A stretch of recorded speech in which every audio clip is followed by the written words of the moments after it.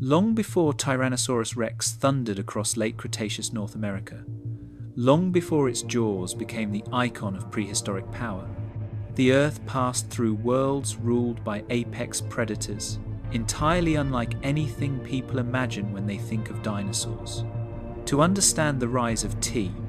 rex, we must step back nearly 500 million years through epochs shaped by shifting continents, catastrophic extinctions, and evolutionary experiments that produced truly extraordinary hunters. This documentary explores those forgotten sovereigns, the monsters that dominated ecosystems in eras where mammals, birds, and even the earliest dinosaurs had not yet begun to take form. These apex predators held absolute authority over their environments, from Cambrian seas filled with armoured arthropods to Permian plains roamed by sabre-toothed proto-mammals, to the great carnivorous dinosaurs that rose and fell before tyrannosaurs ever emerged. Each chapter immerses us deeper into Earth's deep-time ecosystems, explaining how predators evolved new strategies of killing, how extinction reshuffled the hierarchy of dominance, and how the eventual rise of T. rex was only possible because earlier giants disappeared. To understand one of nature's most famous killers, we must first meet the ones that paved the way. Anomalocaris, the first great apex predator. Over 520 million years ago, during the Cambrian explosion, Earth's oceans were crowded with experimental forms of life, each testing new body structures and survival strategies. Among these strange creatures was Anomalocaris, the earliest known apex predator and one of the first animals capable of active pursuit predation. At up to 1 meter long, it towered over most Cambrian organisms, many of which were no larger than a few centimeters. Its body, lined with flexible swimming lobes, allowed it to glide through the water with surprising agility, setting it apart as the first true hunter in Earth's early seas. While other creatures scavenged or filtered food from the water, Anomalocaris used speed, coordination, and sophisticated anatomy to dominate its environment. At the front of its body extended 2 large, jointed appendages armed with rows of spines. These limbs acted like multi-purpose weapons. They could sweep outward like nets, snap inward like traps, or curl to form a basket that directed prey toward the mouth. When a trilobite or soft-bodied worm came into view, these appendages moved with precision, capturing the prey in a split-second motion. For the first time in natural history, an animal possessed tools designed not just to grab food, but to manipulate, crush, and position struggling prey with intention. These arms were the evolutionary ancestors of claws, tentacles, and predatory limbs found in countless future species. The circular mouth of Anomalocaris has long fascinated paleontologists. Once misunderstood as the entire creature, it is now recognized as a powerful feeding apparatus built from overlapping plates arranged in a rotating ring. Early scientists believed it could only suction soft animals, but evidence of trilobites with crushed and chipped exoskeletons revealed a more formidable truth. This predator was capable of biting through armor. Fossilized trilobites bear semicircular damage patterns that match the shape of Anomalocaris' mouth exactly, proving beyond doubt that it was not merely an opportunistic feeder, but a true apex predator that shaped the behavior and evolution of organisms around it. The eyes of Anomalocaris were another remarkable adaptation. Preserved fossil specimens reveal compound eyes with up to 16,000 individual lenses, making them among the most advanced visual organs ever discovered from the Cambrian period. These eyes gave Anomalocaris the ability to track movement, detect shapes, and navigate complex light environments, granting it a level of sensory awareness far superior to any of its contemporaries. In an era when most animals relied on chemical cues and blind groping, Anomalocaris possessed vision that approached the sophistication of modern dragonflies, an extraordinary feat for such an ancient creature. The Cambrian seas teemed with a diversity of evolving life. Trilobites scuttled across the sea floor, worms wriggled through mud, early chordates darted like primitive fish, and sponges filtered nutrients from gentle currents. But in open water, Anomalocaris was unchallenged. Its streamlined shape allowed it to surge forward in powerful undulating bursts, quickly surrounding and trapping fleeing prey. The mere presence of this predator likely changed the daily behavior of its ecosystem. Many trilobite species developed thicker shells, new spines, and faster escape responses. Some adopted rolling behavior for protection, curling into tight defensive balls when threatened. As an apex predator, Anomalocaris triggered one of the earliest evolutionary arms races. Prey had to evolve new defenses or risk extinction, while the predator itself refined its hunting strategies over millions of years. The rising complexity of eyes, muscles, and protective shells can be traced directly to the selective pressure applied by this giant arthropod. Even early fish-like chordates may have evolved streamlined bodies and enhanced swimming abilities, in part to survive encounters with this swift hunter. In a sense, Anomalocaris was a catalyst, accelerating the development of advanced animal life. With no known natural predators of its own, Anomalocaris sat at the top of a simple but rapidly expanding food web. Its dominance defined not only who lived and died, but also how energy flowed through the ecosystem. By controlling populations of mid-level organisms such as trilobites, it indirectly shaped the abundance of smaller creatures like worms and plankton. Ecologists call such forces trophic cascades, when a top predator influences an entire ecosystem from the top down. In the Cambrian, such a role was still new, but Anomalocaris embodied it fully. Yet, despite its overwhelming success, the reign of Anomalocaris was finite. Over time, new animals arose with more advanced features. Early vertebrate predators, equipped with internal skeletons and stronger muscle systems, began to appear. The oceans changed, climates shifted, and ecological opportunities evolved. Though Anomalocaris remained a dominant force for millions of years, the rise of jawed fishes would eventually redefine marine apex predators, pushing arthropods away from the top position they once held unchallenged. Even so, the legacy of Anomalocaris lives on. It was the first creature to show what a true apex predator could be: fast, powerful, visually acute, and equipped with specialized anatomy for capturing prey.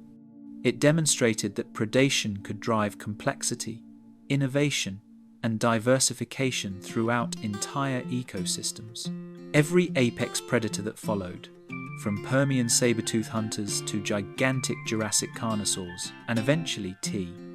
Rex itself, inherited an ecological role first pioneered by this strange, elegant terror of the Cambrian seas.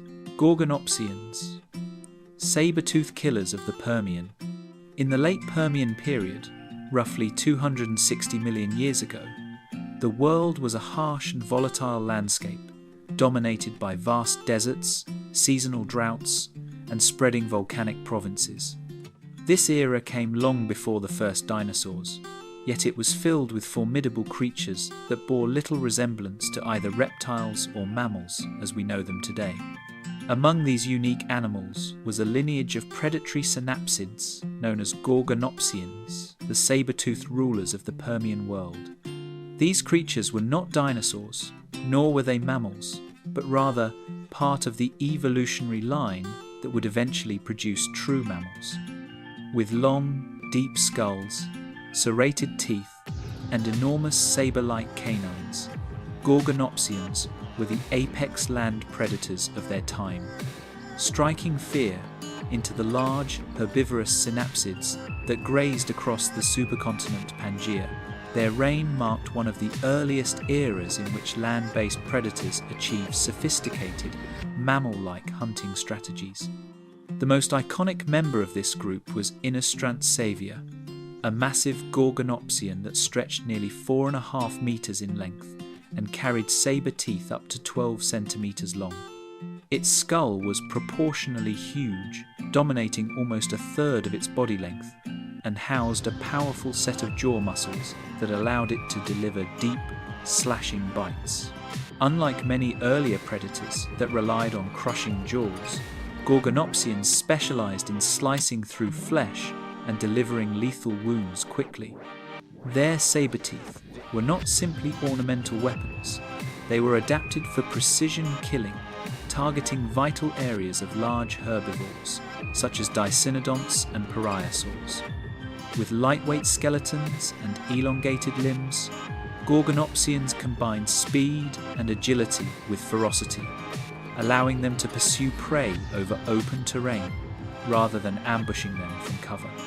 The eyes of Gorgonopsians were positioned forward on the skull, granting them a degree of binocular vision that earlier predators lacked. This enhanced depth perception marked a significant evolutionary advancement, enabling them to judge distances and track moving prey with far greater accuracy. Their nasal passages were also more complex than those of other Permian animals, suggesting an increase in metabolic capacity and sensory acuity, early steps toward the warm-blooded physiology that would one day characterize true mammals. Their bodies were likely covered not in scales but in smooth skin or a thin layer of proto-fur, although direct evidence of this has not yet been found. If such insulation existed, it would have further supported the idea that Gorgonopsians were active hunters capable of sustained pursuit. The Permian landscape that Gorgonopsians dominated was unforgiving. Much of the world's landmass was concentrated in the supercontinent Pangaea, creating extreme seasonal climates with scorching summers and bitter winters. The prey they hunted were tough animals themselves, bulky dicynodonts equipped with beaks and tusks, heavily armoured pariasaurs, and agile small synapsids that scurried through undergrowth.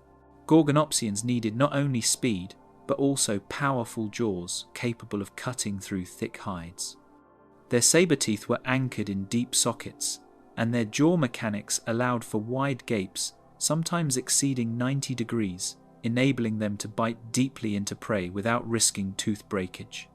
This combination of skull strength and mobility made them some of the most lethal predators of their age. Despite their killing power, Gorgonopsians were not built for long-distance chases.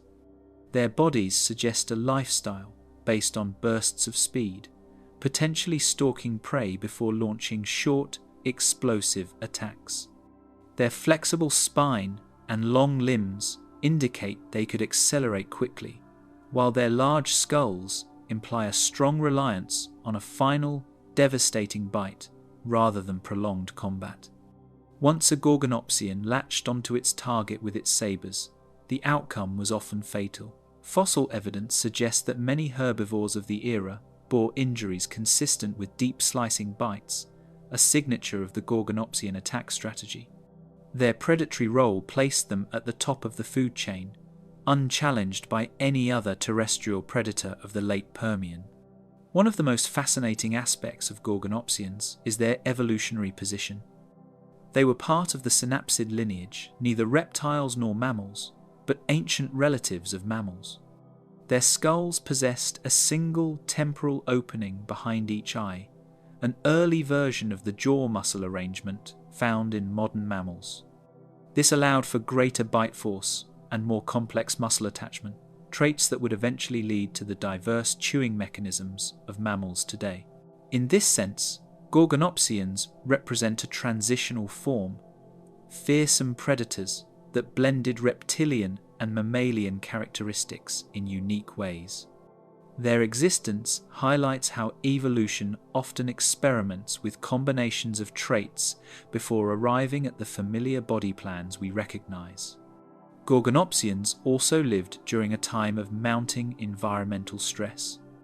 The late Permian was marked by fluctuating climates, declining oxygen levels, and increasing volcanic activity.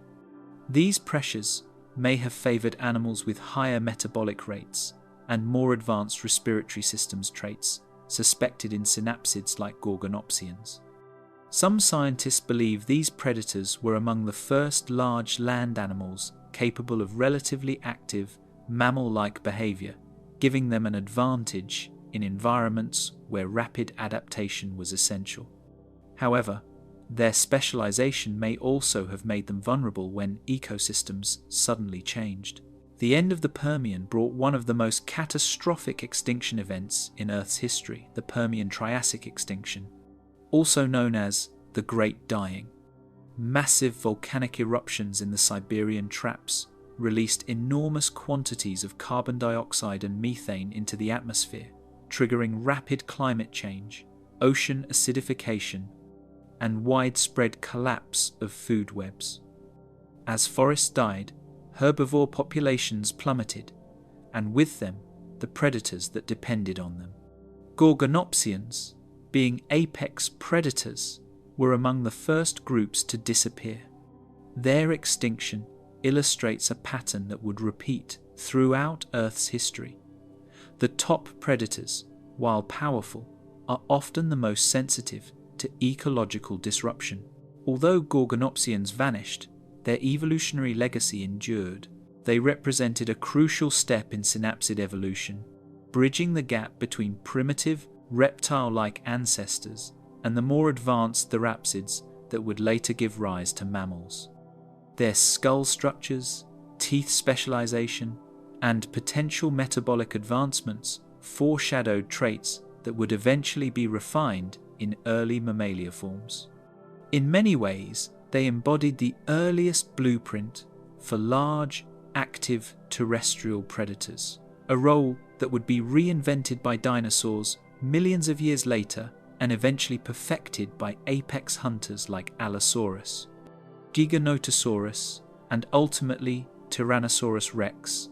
In the grand story of apex predators, Gorgonopsians stand as the sabre-toothed kings of a forgotten world, a world that existed long before the age of dinosaurs, at a time when the ancestors of mammals ruled with an authority that would not be matched again until after the dinosaurs themselves vanished.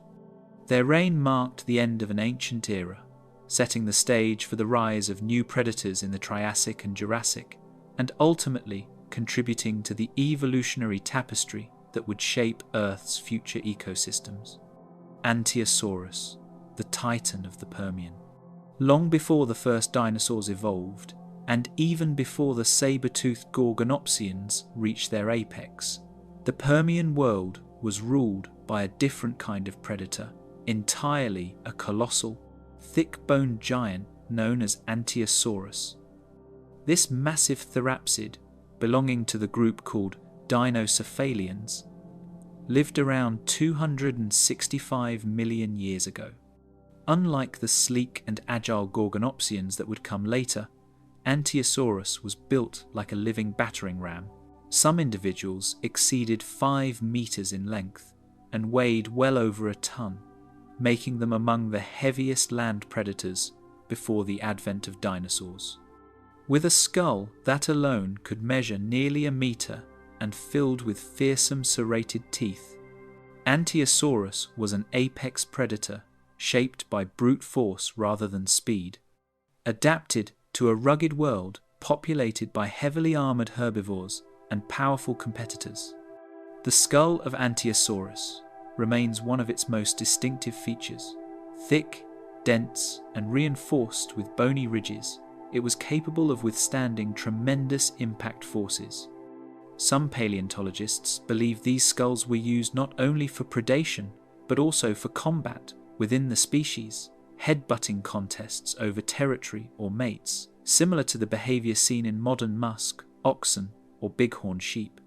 If true, This would make Anteosaurus one of the earliest large animals to evolve specialized adaptations for ritualized combat. But the skull was also a deadly weapon. Its strong jaws carried serrated teeth designed to slice flesh from large herbivores such as parasaurs, tapinocephalids, and the bulky plant eaters that roamed Permian floodplains. The predator's bite was not merely a means of feeding, it was a tool for dominance in an unforgiving ecosystem. Despite its enormous size, scientists once believed Anteosaurus was a sluggish, lumbering animal. However, modern studies of its inner ear structure, particularly the semicircular canals responsible for balance and coordination, suggest it was more agile than previously assumed. These canals resemble those of active predators capable of quick movements and stable head control during rapid strikes. This discovery implies that Anteosaurus, despite its weight, could move with surprising speed, at least in short bursts. Its legs were positioned more vertically beneath its body than those of earlier reptile-like animals, giving it improved support and allowing for more efficient locomotion. This body posture, similar to that of later therapsids and early mammals, may have enabled Anteosaurus to charge prey with alarming force. The world of Anteosaurus was dominated by rugged terrain and large herbivores that were not easily subdued. Many prey species possessed thick bones, protective armor, or social behaviors that helped defend against predators. The tapinocephalids, for example, were enormous, massively built herbivores that rivaled Anteosaurus in size and strength.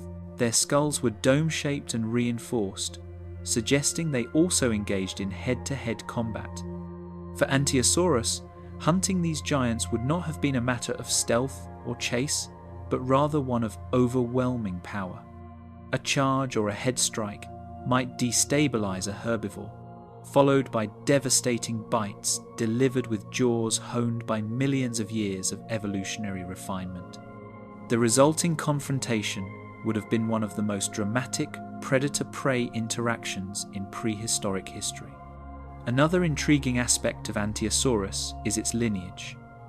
Dinocephalians were early therapsids, often called mammal-like reptiles, though they were neither true mammals nor reptiles.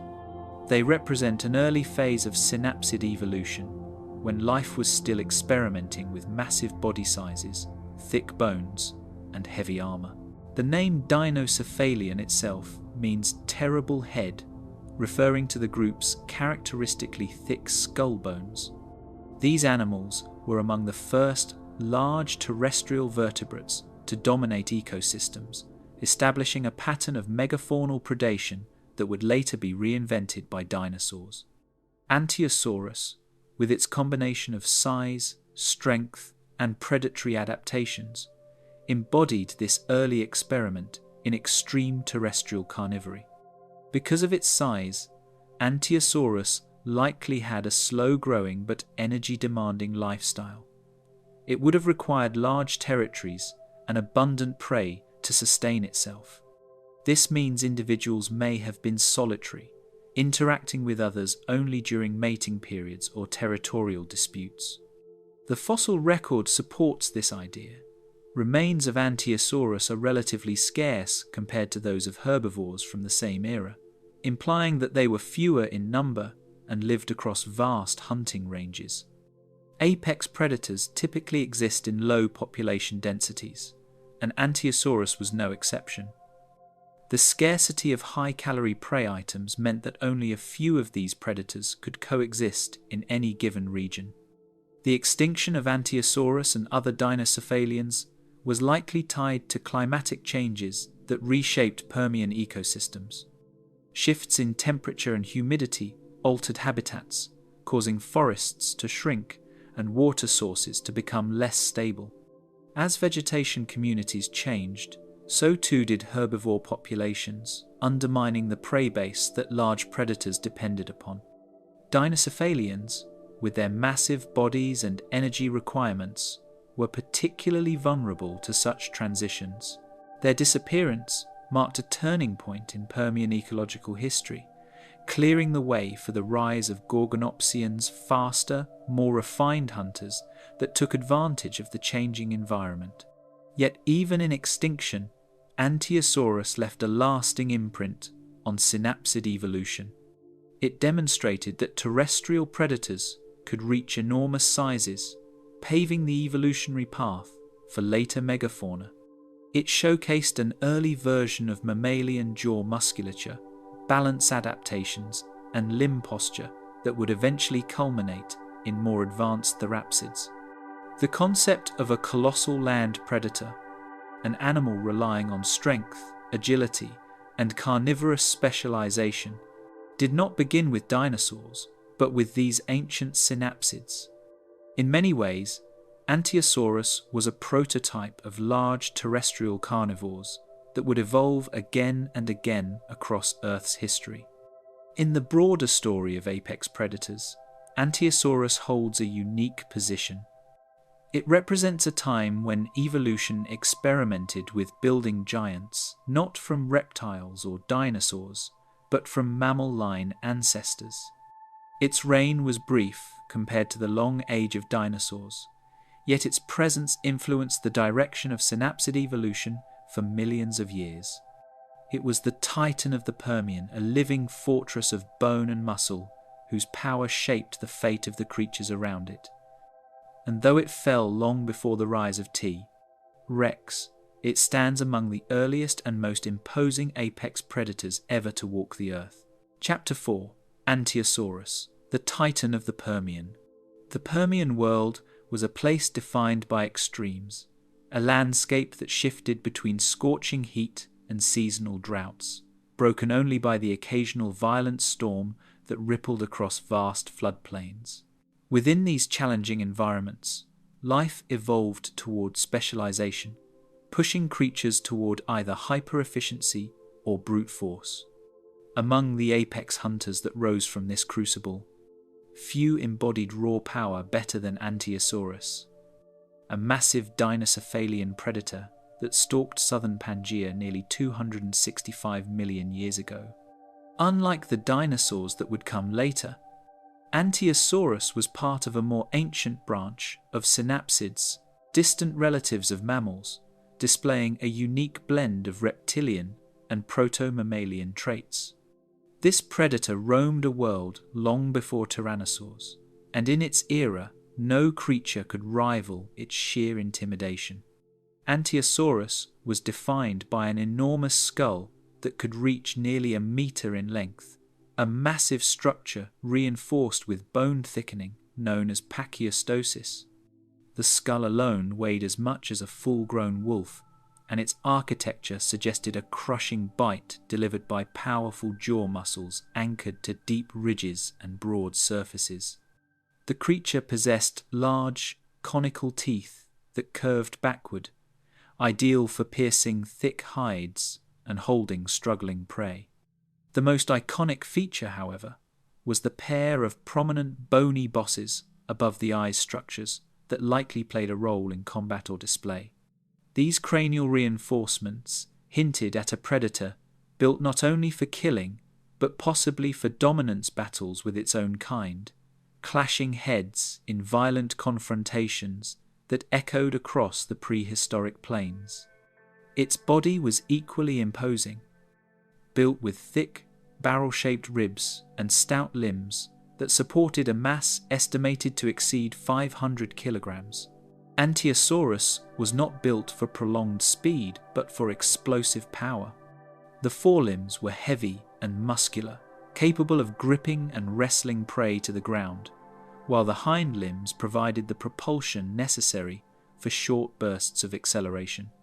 The tail served as a counterbalance, allowing the predator to stabilize itself during lunges or during combat with large herbivorous dinocephalians such as moschops. Though not agile by dinosaur standards, Anteosaurus was more than capable of overwhelming prey with brute strength. The environment Anteosaurus ruled was rich with megafauna, making it both an opportunity-filled hunting ground and a competitive arena. Herds of moskops, massive therapsids with thick skulls and bulky bodies, were among the most abundant herbivores, often congregating around river systems and wetlands. These plant eaters, despite their size, were vulnerable to ambush from an adult Anteosaurus lurking in muddy channels or behind dense vegetation. Juvenile dicynodonts, parareptiles, and early amphibians likely supplemented its diet, especially when drought drove many animals to shrinking water sources. In such moments, Anteosaurus became the undisputed monarch of the riverbanks, forcing everything else to keep its distance. Hunting strategies for Anteosaurus have long been debated, with paleontologists considering whether its massive skull complicated fast predation. Recent studies and biomechanical modelling suggest that the skull, despite its weight, was supported by strong neck muscles, allowing it to deliver devastating downward bites. Its posture and limb structure imply that it was capable of short ambush attacks rather than prolonged chases. Researchers propose that Anteosaurus behaved much like modern big cats or crocodiles, waiting for the perfect moment to strike. The combination of stealth and sudden force allowed it to subdue prey larger than itself, crushing bone and flesh with shocking efficiency. The sensory abilities of Anteosaurus remain partly speculative, but fossil evidence provides hints about how it perceived its world.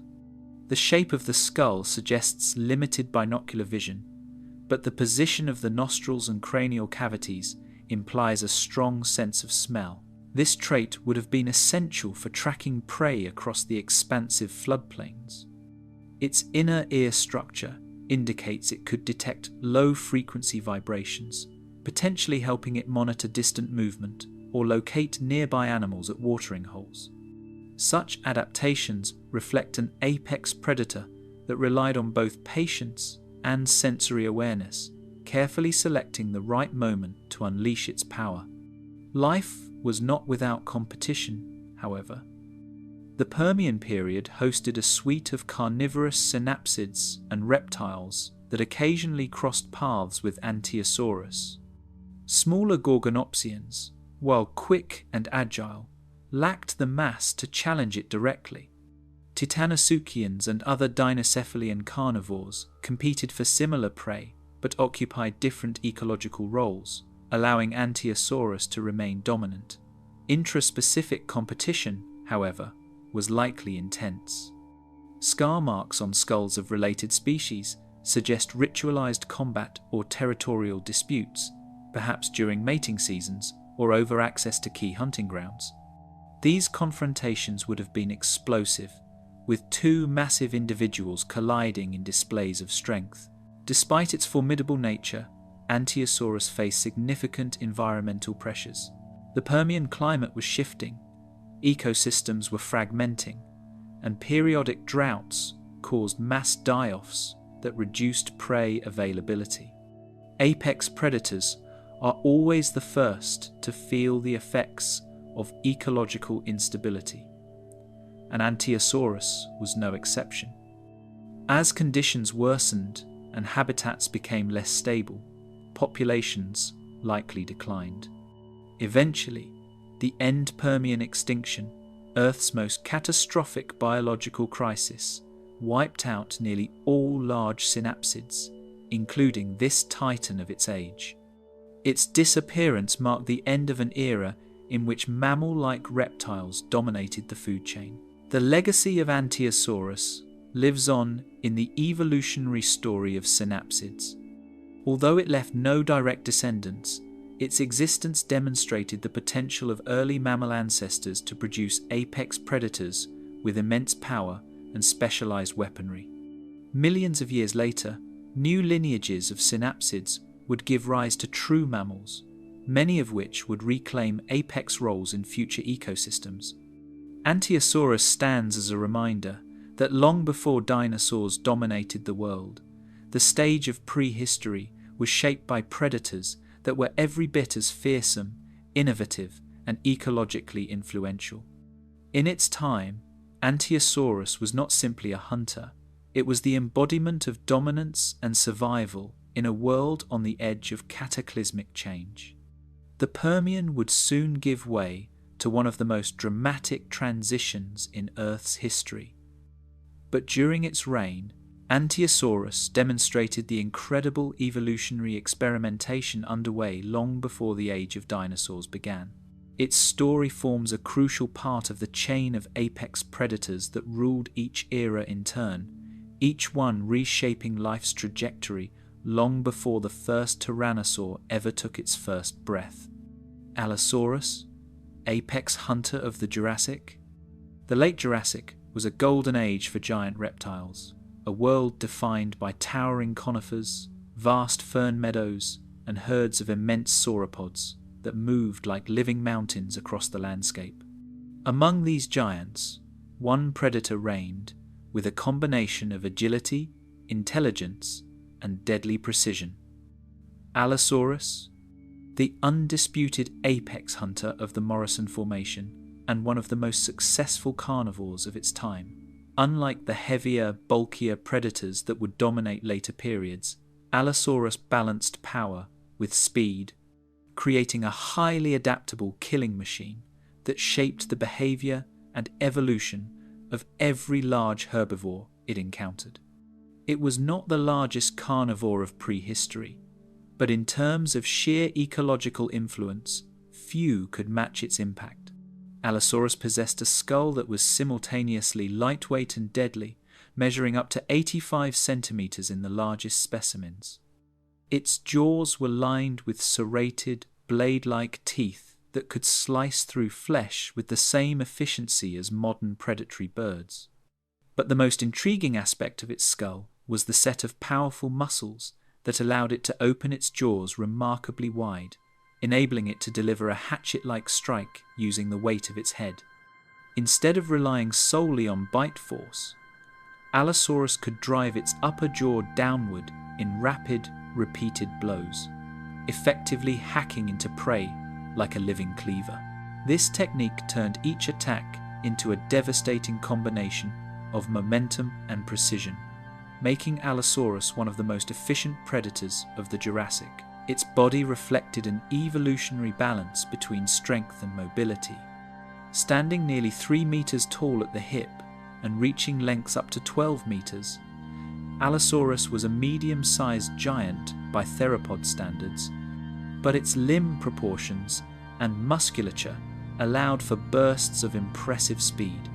The hind limbs were long and powerful, giving it the agility to pursue prey or maneuver around panicked groups of herbivores. The forelimbs, though shorter than those of earlier carnivores, were still strong and armed with 3 large, curved claws that could grip, rake, or pin down prey. Its tail functioned like a counterweight, enabling sharp turns and stable forward momentum during attacks. This combination of features made Allosaurus not just a hunter, but a strategic predator capable of complex maneuvers. Allosaurus lived in an environment dominated by some of the largest herbivores to ever walk the earth. Sauropods, such as Diplodocus, Apatosaurus, and Brachiosaurus, shaped the ecosystem, while stegosaurs and ornithopods added variety to the browsing and grazing communities.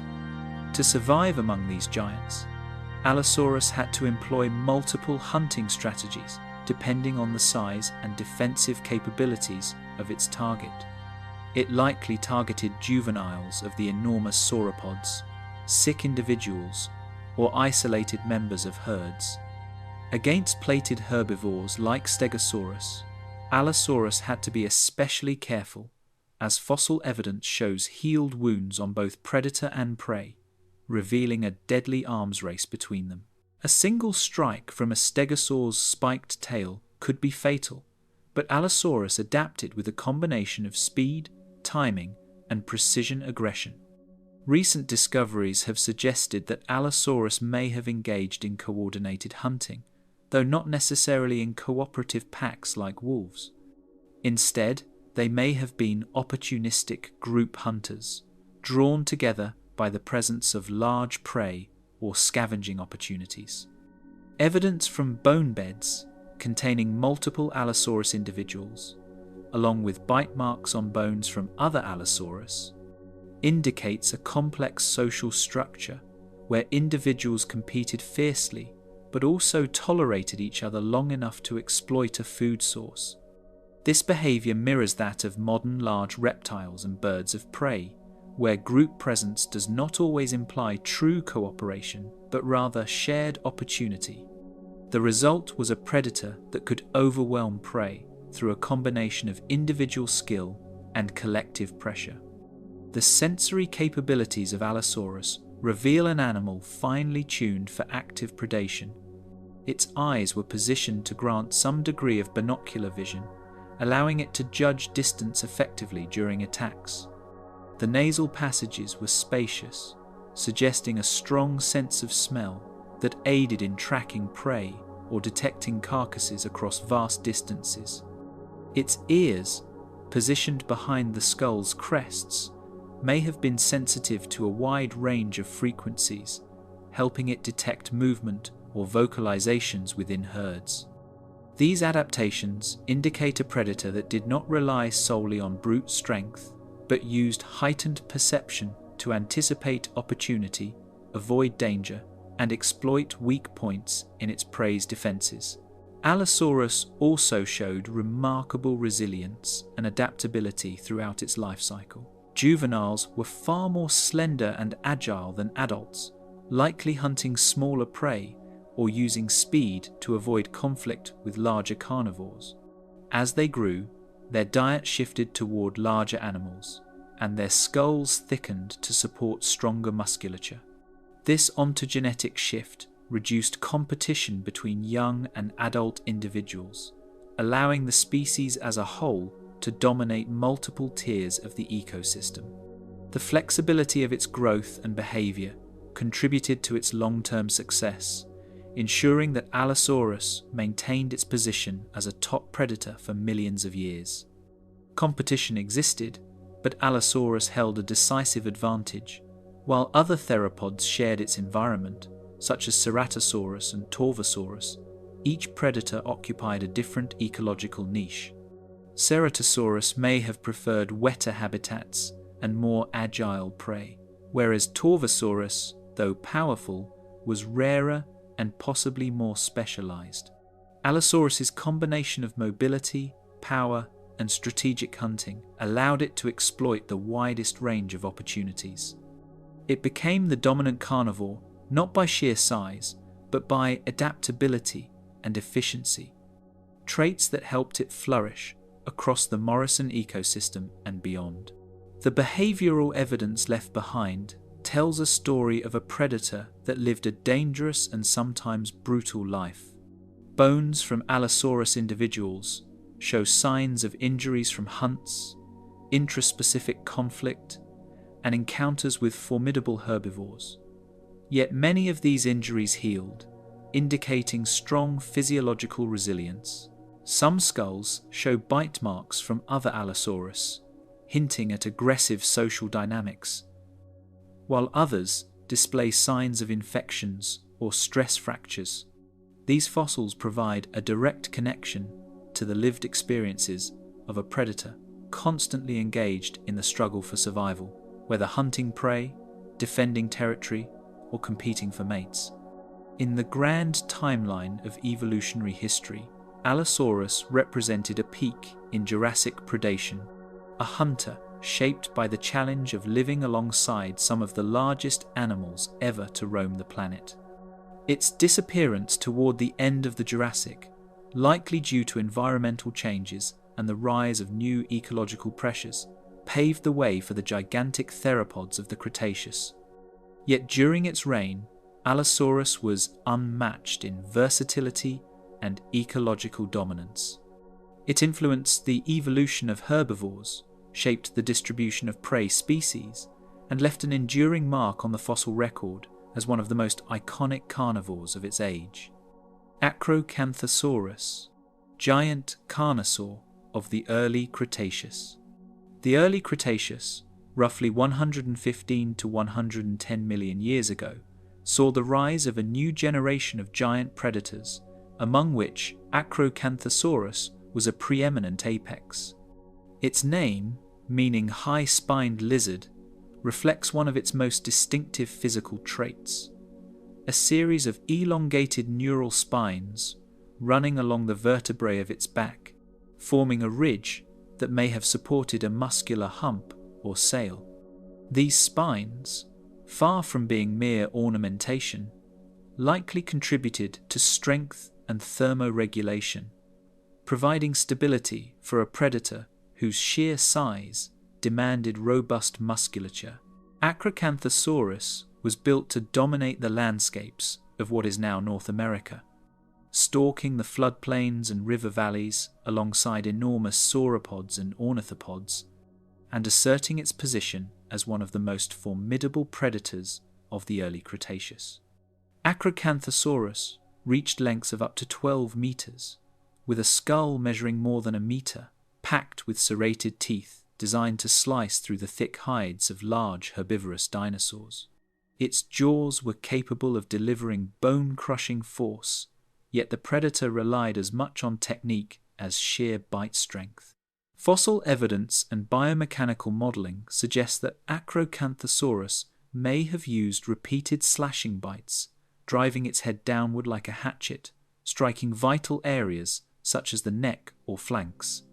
The combination of powerful forelimbs, equipped with 3 curved claws, and a flexible, muscular neck allowed it to hold and manipulate struggling prey while delivering lethal strikes. Each anatomical adaptation reinforced its role as a top predator, capable of subduing animals larger than itself. The environment Acrocanthosaurus inhabited was rich and diverse, dominated by sauropods such as Sauroposeidon, Cambrisaurids, and early iguanodontians. The predator's size and speed were critical in allowing it to hunt these massive creatures. Ambush tactics were likely essential. The floodplains and woodlands offered cover, and Acrocanthosaurus could approach undetected before launching a sudden, decisive attack. Smaller ornithopods and juvenile sauropods were also part of its diet, ensuring it could exploit a broad ecological niche. Fossils show evidence of predation marks on multiple herbivorous taxa, indicating a versatile and opportunistic hunting strategy that allowed Acrocanthosaurus to thrive where other predators might struggle. Forelimb strength was another defining feature. While many later theropods reduced their forelimbs, Acrocanthosaurus retained robust arms capable of grasping, holding, and striking prey.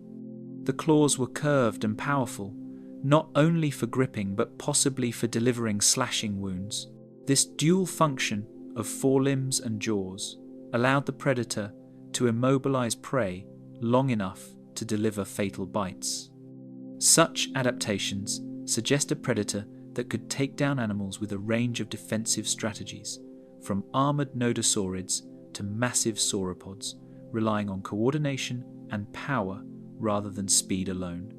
The elongated neural spines are still a subject of debate among paleontologists. Some hypothesize they supported a fatty hump similar to modern bison, which could store energy and regulate body temperature. Others propose they supported a sail-like structure used for display, species recognition, or intimidation of rivals and prey. Regardless of their function, these spines illustrate that Acrocanthosaurus evolved features that enhanced both its physical performance and social interactions, making it not only a hunting specialist but a creature adapted to the social and environmental pressures of its ecosystem. Acrocanthosaurus was a top predator during a time when ecosystems were dominated by gigantic herbivores, and its anatomy reflects a combination of evolutionary pressures: size, strength, and hunting efficiency. Its eyes, positioned for forward-facing vision, provided depth perception critical for judging distances during attacks. Its skull and teeth were optimized to penetrate tough hides, and its limbs allowed for short bursts of speed to close distances quickly. Together, these features made it an apex predator capable of shaping the structure of early Cretaceous ecosystems, influencing herbivore distribution, behavior, and even evolution. Fossil sites reveal that Acrocanthosaurus likely interacted with other large predators, such as large crocodiliforms or smaller theropods, but its size and specialization gave it dominance. Competition may have occurred over prey or carcasses, but as the apex predator, it faced little real threat from other animals. Its role mirrors that of later theropods, like Carcharodontosaurus and Giganotosaurus, demonstrating how apex carnivores consistently evolve strategies to monopolize resources within their ecosystems. Behaviorally, Acrocanthosaurus may have been an ambush predator that also scavenged opportunistically. Juveniles, being smaller and faster, may have relied more on hunting smaller prey, reducing competition with adults. Evidence of healed injuries in adult fossils indicates they survived fights and hunting injuries, reflecting resilience and adaptability. These traits, combined with physical power, helped ensure its dominance over several million years in its environment. The extinction of Acrocanthosaurus appears linked to environmental shifts and the emergence of new predators later in the Cretaceous. Its disappearance created a temporary vacuum in apex predation that would eventually be filled by new lineages of enormous carnosaurs and Carcharodontosaurids. However, during its reign, Acrocanthosaurus epitomized the apex predator archetype: large, powerful, intelligent, and fully adapted to controlling the food webs around it. In the grand narrative of pre-T Rex predators, Acrocanthosaurus stands as a remarkable example of evolutionary innovation. It was not merely large, it was refined for power, versatility, and survival in a complex and dangerous ecosystem. Every anatomical adaptation, from its skull to its spines, claws, and limbs, contributed to its ecological supremacy. Its reign demonstrates that long before T. Rex existed, predators had already evolved sophisticated strategies to dominate their worlds, shaping the evolutionary path of prey and influencing the structure of entire ecosystems across continents. Siats microrum, the mid-Cretaceous apex. The mid-Cretaceous landscape of North America, roughly 98 to 95 million years ago, was a lush and dynamic environment dominated by sprawling floodplains, river systems, and dense forests of conifers, ferns, and cycads. Within this ecosystem roamed Siats microrum, a massive theropod whose very presence demanded attention from every herbivore in the region. Siats occupied the apex predator role during a time when giant sauropods, nodosaurids, and early ornithopods shaped the structure of the ecosystem. Measuring up to 10 meters in length and possibly weighing several tons, this predator combined size, power, and agility in ways that made it one of the most formidable mid-Cretaceous hunters in North America, dominating its prey through brute strength and predatory intelligence. The skull of Siats was long, narrow, and reinforced, lined with serrated teeth capable of slicing through the thick hides and armor of contemporaneous herbivores. Each tooth was recurved and laterally compressed, optimized for puncturing flesh and holding struggling prey. Biomechanical studies suggest that its bite force, while not as extreme as later tyrannosaurs, was sufficient to inflict lethal wounds on large prey. Coupled with robust neck muscles, Siats could deliver rapid downward strikes, hacking at its target repeatedly. The predator's cranial architecture indicates that it combined force with precision, able to adjust its strikes to the size and behavior of its prey, from juvenile sauropods to medium-sized armored dinosaurs. Siats possessed long, muscular limbs, particularly its hind legs, allowing for bursts of speed to close distances rapidly.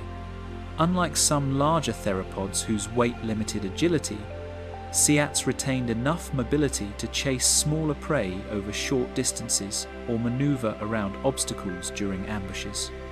Its forelimbs, while not as massive as its hind limbs, were strong and tipped with large claws that could grip, slash, or pin prey in combination with its powerful jaws.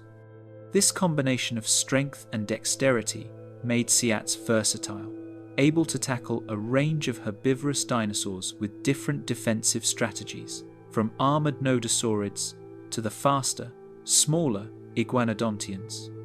The sensory capabilities of Siats suggest a predator highly attuned to its environment. Its eyes were positioned for moderate binocular vision, providing depth perception essential for gauging distance during attacks. The structure of the inner ear indicates acute balance and spatial awareness, critical for maintaining stability while moving rapidly or lunging at large prey.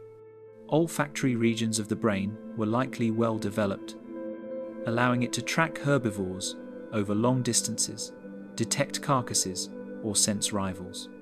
Together, these adaptations indicate a predator that was not reliant solely on brute strength, but combined speed, intelligence, and sensory acuity to dominate its ecosystem.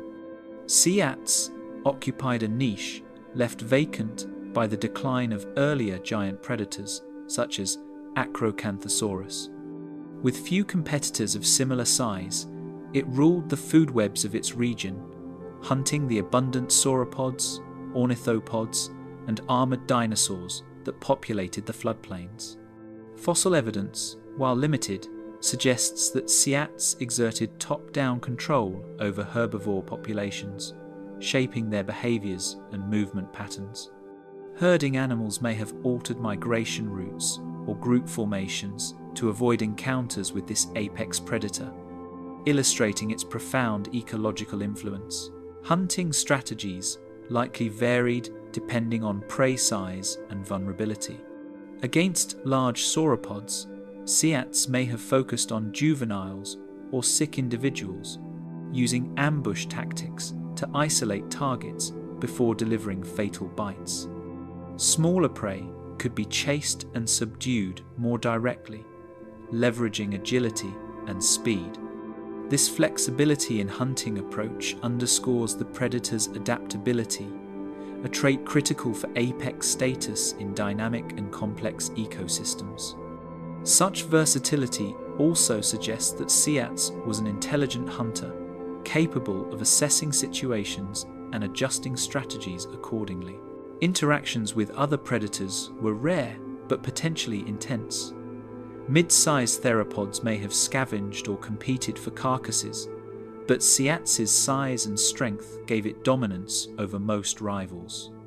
Intraspecific competition likely occurred, with adults engaging in displays or combats for territory or access to mates. Bite marks on fossil bones hint at these conflicts, revealing injuries that healed over time and suggesting that Siats could survive and recover from violent encounters. These behaviors emphasize that even apex predators faced challenges and required resilience to maintain dominance. The physiology of Siats indicates adaptations for a high-energy lifestyle. Its long limbs, muscular tail, and robust frame suggest sustained activity, while skeletal features imply a metabolism capable of supporting active predation. This is consistent with the demands placed on apex predators, which must hunt frequently to sustain their size and energy requirements. Juvenile Siats may have grown rapidly, starting with smaller prey and gradually progressing to larger targets as they matured, reducing intraspecific competition and maximizing ecological efficiency. Siats's extinction likely resulted from ecological shifts during the Late Cretaceous. including the rise of tyrannosaurids that would eventually dominate North America. Changing climates, evolving prey species, and competition from emerging theropod lineages likely contributed to its decline. Yet during its reign, Siats was unmatched in its ability to control the structure of its ecosystem, a testament to the enduring strategies of apex predation that persisted from the Permian through the Cretaceous. In the broader narrative of pre-T, Rex predators, Siats microrum, demonstrates how apex predators evolved incrementally across millions of years, combining size, strength, agility, and sensory specialization. It exemplifies the transitional apex roles between early giant carnosaurs and the ultimate dominance of tyrannosaurs, highlighting the continuity of evolutionary pressures that shaped predator-prey dynamics. Siats was not merely a large theropod, it was an ecological architect, defining the behavior, movement, and survival strategies of every species around it. Carcharodontosaurus, Africa's apex carnivore. During the mid-Cretaceous, roughly 100 to 93 million years ago, Africa was a land of vast river deltas, dense forests, and sprawling floodplains, teeming with herbivorous giants such as sauropods and iguanodontians. In this environment, Carcharodontosaurus rose as the dominant predator, a behemoth whose name, meaning shark-toothed lizard, reflects the formidable serrated teeth capable of slicing through flesh and bone with terrifying efficiency. Measuring up to 13 meters in length and weighing several tons, this massive carnivore rivaled even the largest contemporaneous theropods in both size and power. Its presence dictated the behavior of every herbivore in the ecosystem and established it as one of the apex predators of the Cretaceous. Carcharodontosaurus possessed a long, narrow skull that maximized bite reach while minimizing weight, allowing for faster head strikes and enhanced jaw agility. Its serrated teeth, some exceeding 15 centimeters, were laterally compressed, functioning like serrated knives designed to inflict deep wounds. Fossilized bite marks on sauropod bones suggest that it targeted vital areas such as the neck and flanks, capable of crippling prey rapidly. Unlike the robust, crushing jaws of tyrannosaurids, Carcharodontosaurus relied on slicing efficiency, delivering repeated cuts that weakened its target over time. This hunting strategy made it particularly effective against massive herbivores that could not be brought down with a single bite. The forelimbs of Carcharodontosaurus, though relatively small compared to its overall size, were muscular and equipped with 3 large curved claws. These limbs allowed it to grasp or stabilize prey while delivering lethal bites, demonstrating a coordinated attack style that combined strength, precision, and balance. Its hind limbs were powerful and long, adapted for bursts of speed and maneuvering around large prey. The tail acted as a counterbalance, stabilizing the massive predator during sudden lunges or while tearing at struggling animals. Every aspect of its anatomy contributed to its ability to dominate the mid-Cretaceous ecosystem. The sensory adaptations of Carcharodontosaurus highlight its role as a refined hunter. Eyes positioned slightly forward provided depth perception, allowing accurate judgment of distance during attacks. Its olfactory region was highly developed, suggesting a keen sense of smell to locate prey, detect rivals, and possibly track carcasses over long distances. The inner ear's semicircular canals indicate strong balance control, essential for handling the massive forces involved in biting and maneuvering large prey. Together, these features created a predator that relied on more than brute strength, combining perception, intelligence, and physical power. Carcharodontosaurus coexisted with other large predators, such as Spinosaurus, though they likely occupied different ecological niches. Spinosaurus favoured aquatic or semi-aquatic prey, while Carcharodontosaurus specialised in terrestrial megaherbivores. This separation reduced direct competition, allowing both predators to dominate simultaneously. Fossil evidence of healed injuries from intraspecific combat suggests that adult Carcharodontosaurus occasionally engaged rivals in contests for territory, mating rights, or carcass dominance, demonstrating that even apex predators face challenges within their own species. The hunting strategies of Carcharodontosaurus varied depending on prey type and size. Against large sauropods, it likely targeted young, weak, or isolated individuals, ambushing them from cover or using bursts of speed to exploit openings in the herd. Against smaller ornithopods and juvenile sauropods, it could rely on direct pursuit, using its agility and strength to capture prey efficiently. This versatility in predatory behavior made it capable of exploiting a wide range of prey, ensuring ecological dominance across diverse environments. Evidence from bone beds and fossilized remains suggests that Carcharodontosaurus maintained territories that allowed consistent access to large prey populations. Individuals likely ranged widely, patrolling riverbanks, floodplains, and forested areas to monitor the movement of herbivore herds. The sheer size and presence of this predator would have influenced the behavior and migration patterns of prey species, forcing them to evolve defensive strategies, group cohesion, and vigilant behaviors. In this way, Carcharodontosaurus not only hunted, but also structured the ecosystems around it. Physiologically, Carcharodontosaurus was built to sustain energy-intensive hunting. Its large body size, muscular frame, and robust skeletal features suggest it could handle the stresses of attacking massive prey repeatedly. Juveniles were likely smaller, faster, and capable of hunting smaller prey independently, gradually transitioning to larger prey as they grew. This ontogenetic shift reduced competition within the species and allowed multiple life stages to occupy the apex predator role simultaneously, optimizing resource use. The extinction of Carcharodontosaurus likely resulted from ecological changes at the end of the mid-Cretaceous, including competition from emerging tyrannosaurids and the disappearance of its primary prey.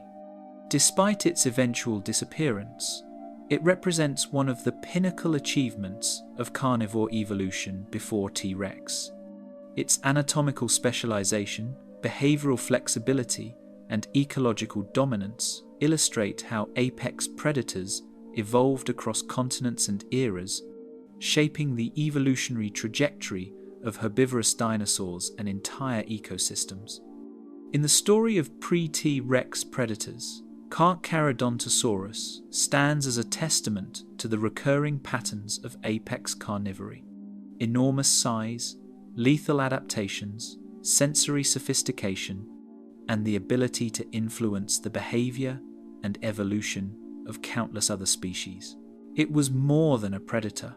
It was an ecosystem architect, demonstrating the power of apex predators long before the reign of tyrannosaurs would reach its peak.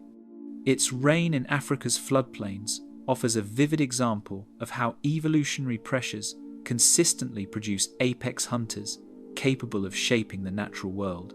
Giganotosaurus, South America's colossal carnivore. The Late Cretaceous of South America, approximately 98 to 97 million years ago, was a land of immense rivers, dense forests, and sprawling floodplains where herbivorous giants such as titanosaurs moved in massive herds. In this environment, Giganotosaurus emerged as one of the largest terrestrial predators of its time, eclipsing even many of its contemporaries in sheer size and predatory capability. Measuring up to 13 meters in length and weighing multiple tons, Giganotosaurus held an apex role similar to that of later tyrannosaurs, dominating prey populations and shaping the behaviors of entire ecosystems. Its massive frame, combined with advanced hunting adaptations, made it a formidable hunter whose presence influenced both the evolution and survival strategies of the herbivores around it. Giganotosaurus possessed a long, narrow skull, perfectly suited for slicing through flesh rather than crushing bone. Its teeth were large, laterally compressed and serrated, optimized for inflicting deep, fatal wounds on sauropods and other large herbivores. Fossilized bones of prey animals show evidence of repeated, slashing bites, indicating that Giganotosaurus relied on repeated strikes to weaken its victims. Unlike tyrannosaurs, which used bone-crushing bites to subdue prey, Giganotosaurus was a predator of technique and power, combining bite placement, strength, and its sheer size to disable even the most massive sauropods. The forelimbs of Giganotosaurus, while relatively small, were muscular and tipped with sharp claws that could help grip struggling prey. Its hind limbs were powerful and built for bursts of speed, allowing it to ambush or chase down prey efficiently over short distances. The tail functioned as a stabilizer, counterbalancing its enormous head and facilitating agile maneuvers during hunting. Together, these features created a predator capable of tackling animals far larger than itself, using a combination of strength, balance, and technique that allowed it to dominate its ecosystem with precision.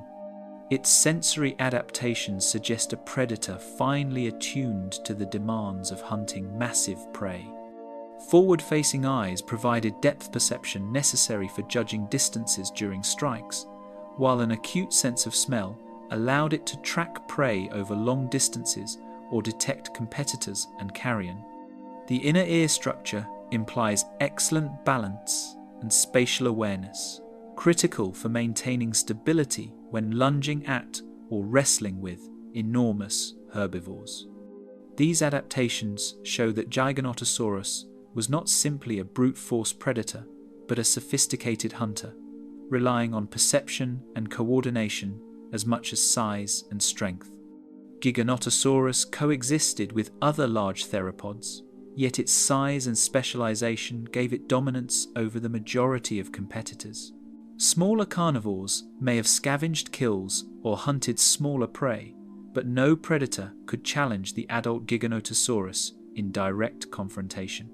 Fossil evidence of bite marks from conspecifics suggests occasional intraspecific conflict, likely over territory or access to food resources. These interactions demonstrate that even apex predators faced challenges within their own species, requiring resilience, strength, and aggression to maintain dominance. The prey of Giganotosaurus included some of the largest herbivores ever to roam South America. Titanosaurs, with long necks and massive bodies, required careful strategy to bring down, often targeting juveniles, weak, or isolated individuals. Smaller ornithopods and theropods supplemented its diet, demonstrating the predator's opportunistic versatility. The repeated bite marks on fossil bones indicate that Giganotosaurus may have employed slashing attacks aimed at vital areas to incapacitate prey before final consumption. Its hunting style reflects a combination of brute strength, intelligence, and behavioral sophistication unmatched by many other predators of the period. Juvenile Giganotosaurus were likely smaller, faster, and more agile, capable of hunting smaller prey independently while avoiding conflict with adults. As they grew, they graduated to larger prey, reducing competition within the species and ensuring that each life stage occupied a distinct ecological niche. This ontogenetic shift highlights a key aspect of apex predator evolution. The ability to maintain population dominance across life stages without direct conflict over resources. The environment of Giganotosaurus required adaptability. Seasonal floods, dense forests, and dynamic herd movements of prey demanded that the predator balance speed, strength, and strategy. Ambush hunting likely dominated its approach, allowing it to exploit cover provided by the landscape, striking with bursts of power that could overcome even the largest herbivores. Its presence influenced herbivore migration, grouping behavior, and habitat selection, making it an ecological architect of its own domain. Physiologically, Giganotosaurus was built for sustained predation. Its skeletal and muscular structure suggest it could survive repeated confrontations with large prey, while its sensory and coordination abilities ensured efficient hunting. Injuries found on fossil specimens indicate survival after combat or hunting incidents, demonstrating resilience critical for maintaining apex status. These traits, combined with its size, positioned Giganotosaurus at the top of the Cretaceous food chain for millions of years. Giganotosaurus's extinction likely resulted from environmental changes, evolving prey populations, and competition from new predator lineages, setting the stage for the eventual dominance of tyrannosaurids in North America. However, during its reign, it exemplified the power, specialization, and ecological influence of a true apex predator. As one of the last great giant carnosaurs before the rise of T-Rex, Giganotosaurus illustrates how evolution repeatedly produces massive, highly efficient predators that define the ecosystems around them, shaping the evolutionary trajectory of herbivores and influencing life across entire continents. Mapusaurus, the apex pack hunter. In the late Cretaceous of what is now Argentina, roughly 97 to 93 million years ago, the sprawling floodplains and river valleys were home to one of the most fearsome predators of its time, Mapusaurus. Closely related to Giganotosaurus, this colossal theropod was among the largest carnivores of South America, reaching lengths of up to 12 meters and weighing several tons. Unlike solitary hunters, Mapusaurus is notable for evidence suggesting social behavior, possibly hunting in packs, which allowed it to take on enormous prey far larger than itself. Its reign represents a significant chapter in the evolution of apex predators, showcasing the combination of size, intelligence, and potential group coordination in Cretaceous ecosystems. The skull of Mapusaurus was long and robust, designed for slicing flesh rather than crushing bone. Its teeth were serrated, recurved, and razor-sharp, capable of delivering repeated, devastating slashes to struggling prey.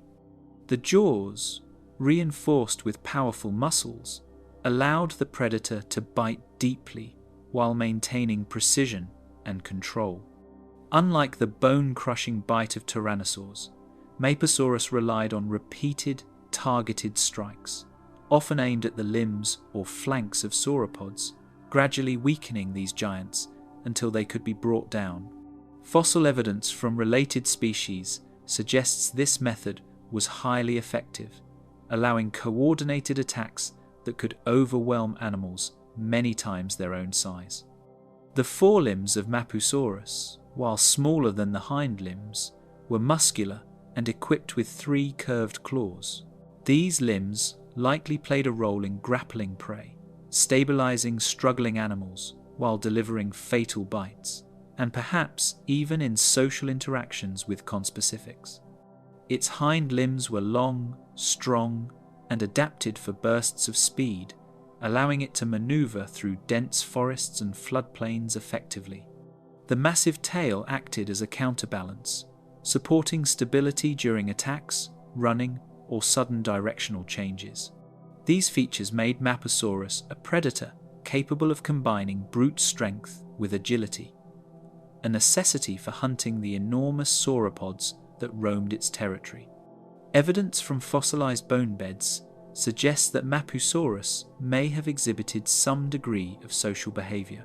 Multiple individuals have been found together, possibly indicating cooperative hunting or at least gregarious scavenging. This potential pack behavior would have allowed Mapusaurus to take on the largest prey in its environment, coordinating attacks to subdue titanosaurs, the colossal long-necked herbivores that dominated the floodplains. While modern analogues such as wolves and lions do not perfectly replicate this behavior, the evidence points to a level of social coordination rare among giant theropods. Mapusaurus coexisted with other formidable predators, but its size and potential cooperative behavior likely ensured its dominance. Smaller theropods may have scavenged or competed over carcasses, but adults would have faced little real threat from other predators. Intraspecific interactions, however, may have been frequent, with conflicts over territory, mates, or food resources. Bite marks on fossil specimens indicate occasional confrontations that healed over time, suggesting resilience and survival skills crucial for maintaining apex status. The prey of Mapusaurus was among the largest of the Cretaceous. Titanosaurs, including Argentinosaurus juveniles and smaller adults, were abundant and would have been a primary target. By hunting in groups, Mapusaurus could attack multiple individuals simultaneously, exploiting weaknesses in size, age, or isolation. Juvenile Mapusaurus may have focused on smaller prey, gradually progressing to larger titanosaurs as they matured, reducing intraspecific competition and ensuring efficient resource use. This ontogenetic shift allowed multiple life stages to coexist in the apex predator role without directly competing for food. Mapusaurus likely relied on ambush tactics and coordinated attacks to overcome massive prey. Its sensory adaptations, including forward-facing eyes for depth perception and a strong sense of smell, enabled it to detect herbivores from a distance and choose the optimal moment for attack. Its inner ear structure indicates excellent balance, critical for lunging or grappling large, struggling prey. These traits underscore that Mapusaurus was not only a predator of size and strength, but also of intelligence and strategy. The presence of Mapusaurus influenced the behavior and distribution of herbivores across its ecosystem. Titanosaurs likely moved in coordinated herds to avoid ambushes, while smaller herbivores adapted behaviors to evade detection. The predator's dominance shaped the landscape of survival, forcing evolutionary pressures on multiple species simultaneously. In this way, Mapusaurus functioned as an ecological architect, structuring its environment and influencing the evolution of both prey and competitor species. Physiologically, Mapusaurus was well suited for high-energy predation. Its skeletal and muscular structure allowed repeated confrontations with giant prey, while evidence of healed injuries demonstrates resilience critical for apex predators. Its size, combined with the potential for social hunting, placed it at the top of the food chain, capable of controlling prey populations and dominating the ecosystems of Late Cretaceous South America. Mapusaurus represents a pivotal stage in the evolution of apex predators before T. rex. It demonstrates that large carnivorous dinosaurs were not only solitary hunters, but could evolve strategies, possibly including social coordination, to exploit the largest prey available. Its combination of power, intelligence, and potential group behavior highlights the sophistication of predation long before the final dominance of tyrannosaurs. As an apex predator, Mapusaurus exemplifies the evolutionary continuity of strategies used to dominate ecosystems, shaping both prey behavior and the structure of its prehistoric world. Tyrannotitan, giant apex, of Gondwana. During the mid-Cretaceous, roughly 112 to 97 million years ago, the ancient supercontinent of Gondwana was home to one of the largest predators of its time, Tyrannotitan, a massive Carcharodontosaurid that dominated the landscapes of what is now Argentina.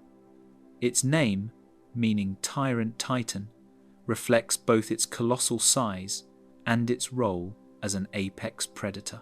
Measuring up to 12 meters in length and weighing several tons, Tyrannotitan was a formidable force in the early to mid-Cretaceous ecosystems, capable of hunting some of the largest herbivorous dinosaurs of its era.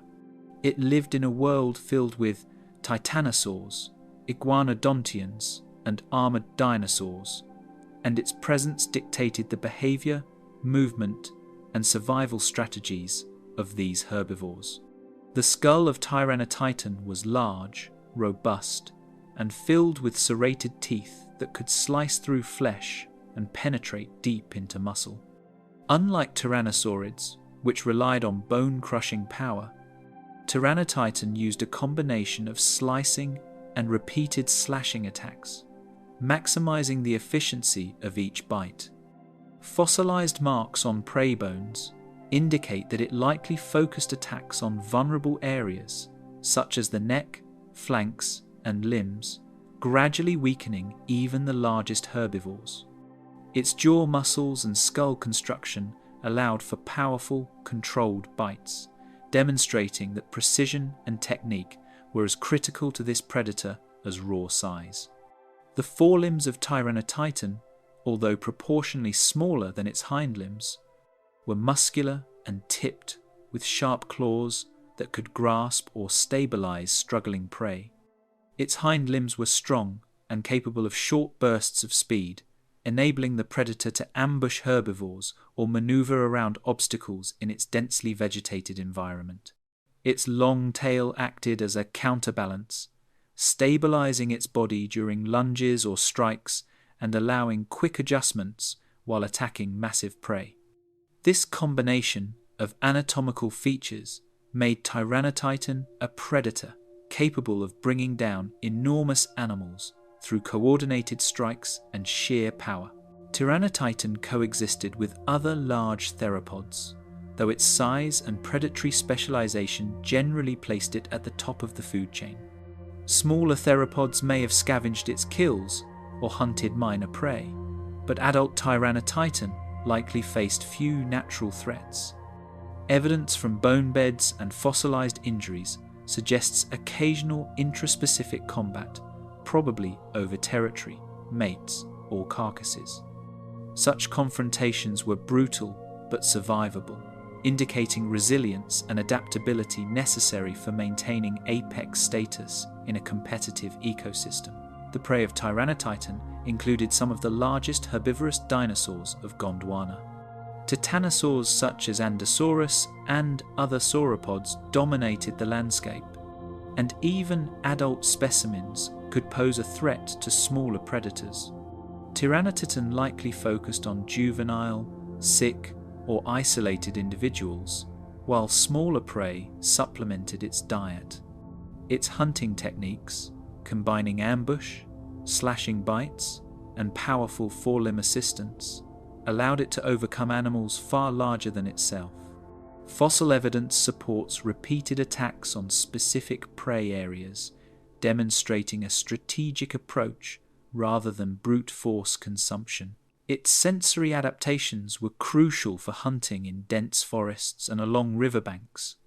Forward-facing eyes allowed for depth perception, essential for accurate strikes, while a developed olfactory region facilitated the detection of prey, rivals, or carcasses over long distances.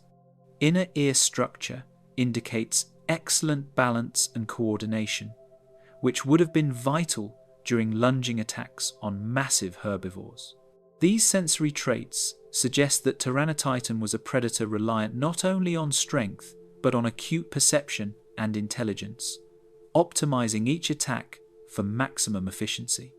Juvenile Tyrannotitan likely occupied different ecological roles, hunting smaller prey and avoiding confrontation with adults. As they matured, they transitioned to larger prey, ensuring minimal competition within the species, while gradually assuming the apex predator role. This ontogenetic shift was a common evolutionary strategy among large theropods, allowing multiple life stages to coexist and maintain dominance over available resources. It also ensured the long-term survival and continuity of the species across generations. The hunting strategy of Tyrannotitan may have included short bursts of ambush predation, stalking prey through riverine forests or floodplains, and relying on timing and coordination to exploit weaknesses in prey herds. Its size and power, combined with sensory acuity, enabled it to take on formidable targets, shaping the behavior and evolution of herbivorous populations. Prey species may have altered migration patterns, herd cohesion, and alertness in response to this apex predator, illustrating the profound ecological influence of Tyrannotitan on its environment. Physiologically, Tyrannotitan was adapted for sustained high-energy predation. Its skeletal and muscular structure allowed it to withstand repeated attacks on massive prey, while fossil evidence of healed injuries demonstrates resilience after combat or hunting injuries. The combination of size, strength, sensory adaptations, and potential strategic hunting made Tyrannotitan one of the most efficient and dominant predators of the mid-Cretaceous in Gondwana. Tyrannotitan's role in the evolutionary history of apex predators is significant. It exemplifies how large carnivores adapted to diverse ecosystems long before the dominance of tyrannosaurids in the northern hemisphere. Its combination of massive size, lethal teeth, coordinated predation potential, and ecological influence demonstrates the recurring patterns of apex predation across time and continents. Tyrannotitan was more than a hunter. It was an ecosystem engineer, shaping prey populations and defining the structure of its world in ways that resonate across the fossil record. Spinosaurus, the semi-aquatic apex. Around 100 to 93 million years ago, the landscapes of North Africa were dominated by expansive river systems, floodplains, and swampy deltas, forming a unique ecosystem that was home to one of the most unusual and specialized predators of the Cretaceous, Spinosaurus aegyptiacus. Unlike other giant theropods, Spinosaurus evolved to exploit semi-aquatic habitats combining massive size, powerful forelimbs, and elongated jaws into a specialized hunting machine. Measuring up to 15 meters in length and potentially weighing several tons, it was arguably the largest carnivorous dinosaur known, an apex predator that ruled both land and water. Its unique adaptations allowed it to dominate aquatic prey, while still influencing terrestrial herbivores and smaller predators. The skull of Spinosaurus was long, narrow, and crocodile-like, lined with conical, unserrated teeth, ideal for grasping slippery prey such as large fish. Unlike the blade-shaped teeth of Carcharodontosaurids or Tyrannosaurids, its dentition was optimized to pierce and hold rather than slice.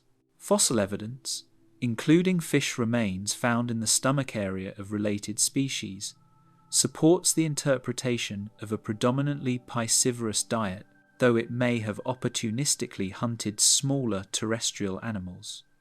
The jaw structure, reinforced by strong neck muscles, allowed it to snap quickly and exert enough force to capture struggling prey in aquatic environments. One of the most striking features of Spinosaurus was the elongated neural spines that formed a tall sail along its back, some exceeding 1.5 meters in height. The function of this sail has been debated. It may have served as a display structure to intimidate rivals or attract mates, aided in thermoregulation, or even supported fat reserves for energy storage. Regardless of its exact role, The sail emphasized the evolutionary divergence of Spinosaurus from other giant theropods, illustrating the innovation that allowed it to exploit semi-aquatic niches successfully. Its forelimbs were particularly powerful, with enormous claws and robust musculature.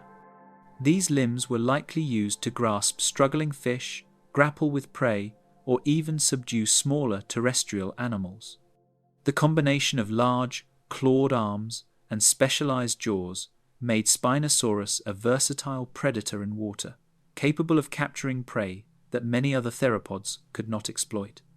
Its hind limbs, though shorter relative to body size compared to other large theropods, suggest a more quadrupedal or semi-sprawling stance, further indicating its adaptation to aquatic hunting. Spinosaurus inhabited a unique ecosystem where fish, such as coelacanths, sawfish, and large lungfish, dominated rivers, alongside crocodiliforms and smaller theropods. This abundance of aquatic prey allowed Spinosaurus to thrive, reducing direct competition with large terrestrial carnivores, such as Carcharodontosaurus or other mid-Cretaceous predators. Fossil evidence from jaw and tooth morphology supports the notion that Spinosaurus could dominate multiple trophic levels, exploiting both aquatic and nearshore terrestrial prey efficiently. Its sensory adaptations further reinforced its apex status. Forward-facing eyes allowed depth perception during hunting, while the olfactory region suggests an acute sense of smell, potentially useful for locating prey along riverbanks. The inner ear structure indicates excellent balance, essential for wading, swimming, or striking in unstable aquatic environments. Collectively, these adaptations enabled Spinosaurus to navigate its semi-aquatic habitat with precision and effectiveness, a predator uniquely tuned to the challenges of a partially aquatic lifestyle. Behaviorally, Spinosaurus may have relied heavily on ambush predation, lurking in shallow waters or along riverbanks to capture unsuspecting fish or small terrestrial prey.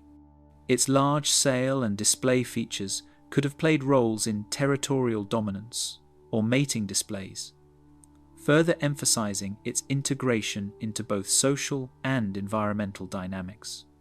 Juvenile Spinosaurus likely occupied slightly different ecological niches, focusing on smaller prey and gradually transitioning to larger fish or terrestrial animals as they matured.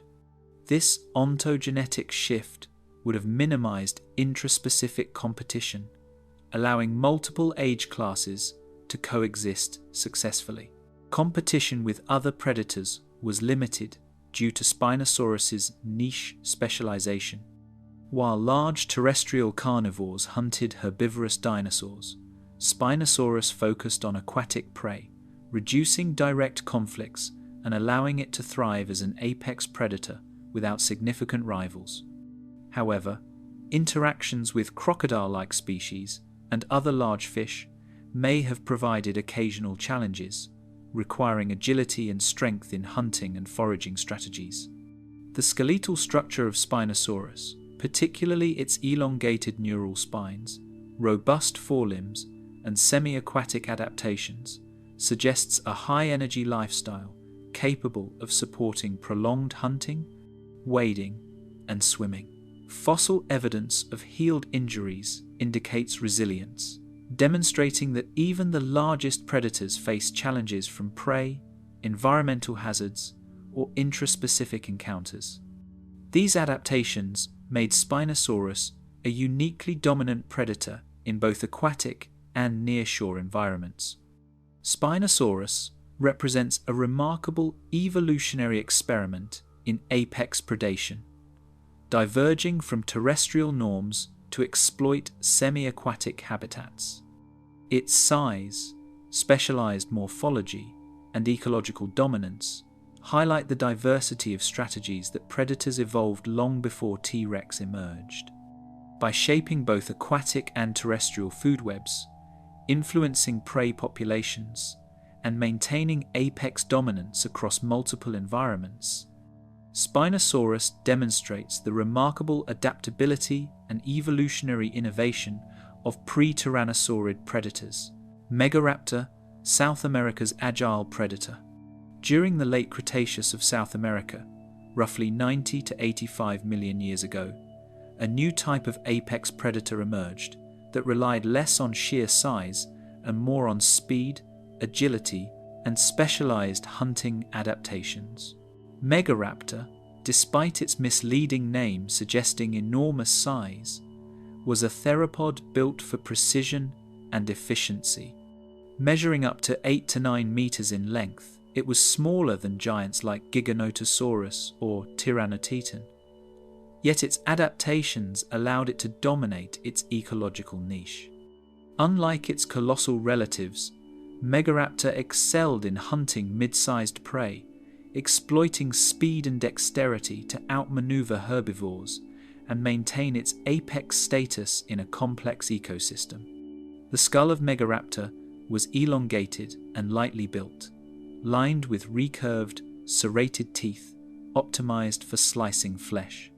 Unlike the bone-crushing jaws of Carcharodontosaurids, Megaraptor relied on repeated slashing bites and precise strikes to incapacitate prey.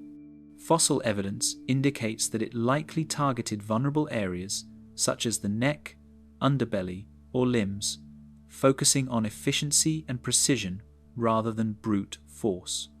This hunting strategy made it a versatile predator capable of capturing a wide range of prey, from small ornithopods to juvenile sauropods. Megaraptor's forelimbs were its most remarkable feature. Exceptionally long and muscular, they ended in massive, elongated claws, some measuring nearly 40 centimeters. These claws were capable of raking, grasping, or pinning prey, making the forelimbs a lethal tool in combination with its agile body. The evolution of such forelimbs suggests an active hunting strategy that relied on grappling and repeated slashing rather than overpowering prey solely with its jaws. This specialization gave Megaraptor a distinct advantage over similarly sized carnivores in South America's ecosystems. Its hind limbs were long, slender, and powerful, built for speed and agility. This allowed Megaraptor to maneuver quickly in pursuit of nimble prey or through dense forested areas where larger predators might struggle. The tail served as a stabilizer, aiding in balance during rapid turns or sudden lunges. Together, the skeletal and muscular adaptations created a predator capable of precise, high-speed predation, highlighting a different approach to apex dominance than the colossal, brute force strategies of Giganotosaurus or Tyrannotitan. Megaraptor inhabited environments rich in mid-sized herbivores, including iguanodontians, small sauropods, and ornithopods. Its hunting likely involved stalking or ambush, using speed and stealth to approach targets before delivering precise, disabling strikes. Juvenile Megaraptor may have started with smaller prey, gradually transitioning to larger targets as they matured, reducing intraspecific competition and ensuring ecological efficiency. This ontogenetic strategy allowed multiple age classes to coexist within the apex predator framework without direct conflict over resources. Its sensory capabilities were crucial for hunting. Forward-facing eyes provided depth perception necessary for accurate strikes, while olfactory regions suggest a keen sense of smell, useful for locating prey or monitoring competitor movements. The inner ear structure indicates precise balance and coordination, essential for executing rapid maneuvers while grappling with prey. These adaptations, combined with agility and forelimb specialization, made Megaraptor one of the most effective mid-sized predators in South America. Competition with other large theropods likely focused on prey access rather than direct combat. While Giganotosaurus and Tyrannotitan dominated the largest herbivores, Megaraptor exploited mid-sized prey with speed and precision, allowing it to coexist without constant conflict. Its niche specialization reduced direct competition and ensured that it could thrive as an apex predator within its own ecological tier. Fossil evidence also suggests that Megaraptor experienced injuries that healed, indicating resilience and survival through encounters with prey and possibly conspecifics. Its lightweight yet powerful body allowed it to recover and maintain hunting efficiency despite challenges. This resilience was critical in a complex ecosystem where environmental pressures, predator-prey interactions, and occasional intraspecific conflicts demanded adaptability. The hunting strategy of Megaraptor demonstrates an evolutionary alternative to sheer size dominance. It shows that apex predation could be achieved through agility, specialized weaponry, and precision attacks, rather than relying solely on mass or brute force. By occupying this niche, Megaraptor influenced the behavior, grouping patterns, and movement of herbivorous species, illustrating how even mid-sized predators could shape ecosystems. Megaraptor's legacy in the evolutionary narrative of apex predators highlights the diversity of strategies that pre-tyrannosaurid carnivores employed. Its combination of speed, agility, sensory acuity, and specialized forelimbs underscores the adaptability of predators long before the rise of T. rex. By dominating mid-sized prey and influencing the structure of its ecosystem, Megaraptor exemplifies the multifaceted approaches to apex predation that evolved across continents and eras, demonstrating that size alone was not the only path to dominance. Neovenator, Europe's apex predator.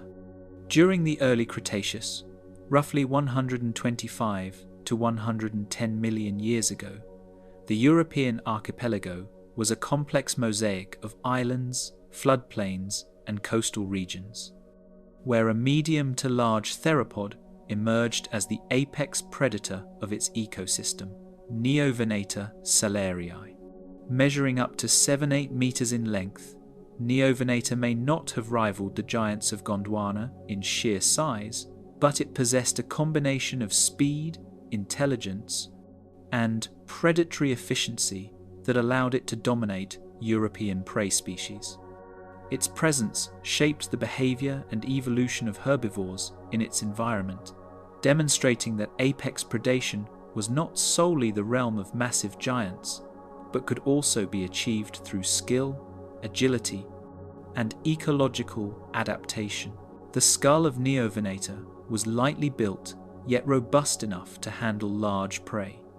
Its teeth were serrated and recurved, ideal for slicing through flesh, and its jaws were capable of precision strikes aimed at vulnerable areas such as the neck, abdomen, or limbs. Unlike the bone-crushing tyrannosaurs or the enormous Carcharodontosaurids, Neovenator relied on speed, coordination, and repeated slashing bites to incapacitate prey. Fossil evidence of predation marks on Iguanodontians and other herbivorous dinosaurs indicates that Neovenator could efficiently hunt animals similar to or larger than itself, emphasizing its effectiveness despite relatively modest size. Neovenator's forelimbs were well developed, with 3 functional claws capable of gripping or slashing prey. These limbs, combined with strong neck muscles, allowed it to pin struggling prey while delivering lethal bites. Its hind limbs were long and muscular, providing bursts of speed and agility, crucial for hunting in the uneven terrain of European islands, forests, and river valleys. The tail served as a counterbalance, stabilizing the body during lunges or rapid directional changes. This combination of anatomy made Neovenator a versatile and efficient predator, capable of pursuing prey over short distances or ambushing it in dense cover. The European ecosystems Neovenator inhabited were rich with herbivorous dinosaurs such as iguanodontians, small sauropods, and nodosaurids, alongside occasional other theropods. Its ecological role as the apex predator meant it had few competitors for large prey. While smaller carnivores may have scavenged carcasses or hunted minor prey, adult Neovenator dominated the food webs, controlling herbivore populations and influencing prey behavior and movement patterns. Its presence would have forced herbivores to adapt strategies such as grouping, vigilance, and migration to avoid predation, illustrating its profound impact on ecosystem dynamics. Neovenator's hunting strategy likely combined ambush predation and rapid pursuit. Its sensory adaptations, including forward-facing eyes for depth perception and acute olfactory capabilities, allowed it to detect prey or rivals from a distance and time attacks with precision. The inner ear structure indicates advanced balance and coordination, essential for navigating uneven terrain, making quick turns, or stabilizing its body while striking prey.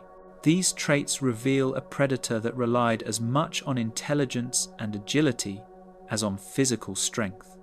Juvenile Neovenator likely occupied slightly different ecological niches, focusing on smaller prey to avoid competition with adults. As they matured, they transitioned to hunting larger herbivores, reducing intraspecific competition and ensuring survival across life stages. This ontogenetic shift is a recurring theme among apex predators, allowing multiple age classes to exploit available resources efficiently while maintaining ecological dominance. Fossil evidence shows that Neovenator experienced injuries and healed fractures, indicating resilience and survival through hunting accidents or encounters with conspecifics. Intraspecific conflicts may have occurred over territory, food, or mates, but adults were capable of recovering from such confrontations. These behaviors demonstrate that survival as an apex predator required more than physical adaptations. It demanded resilience, strategy, and the ability to navigate both prey and social interactions. Neovenator's adaptations highlight the diversity of apex predator strategies across different continents. Unlike giant Carcharodontosaurids or Tyrannosaurids, it relied on agility, speed, and precision, thriving in the fragmented landscapes of European islands. Its hunting style emphasized efficiency, strategy, and specialized predation rather than brute force, proving that apex predators could dominate ecosystems in multiple ways, not just through sheer size. The predator-prey dynamics of Neovenator's environment were directly shaped by its presence. Herbivores developed heightened vigilance, grouping behavior, and migration strategies to survive, while smaller carnivores and opportunistic feeders were constrained by its dominance. By influencing the distribution, behavior, and survival of multiple species, Neovenator functioned as an ecological architect, exerting control over its environment far beyond the simple act of hunting. Neovenator represents a crucial example of apex predation in Europe during the early Cretaceous. It demonstrates that the principles of predatory dominance, intelligence, sensory acuity, agility, and strategic hunting can be as effective as size and brute strength in controlling ecosystems. Its reign illustrates the adaptability and diversity of pre-T. rex predators, providing insight into how apex predators evolved independently across continents to dominate their respective worlds.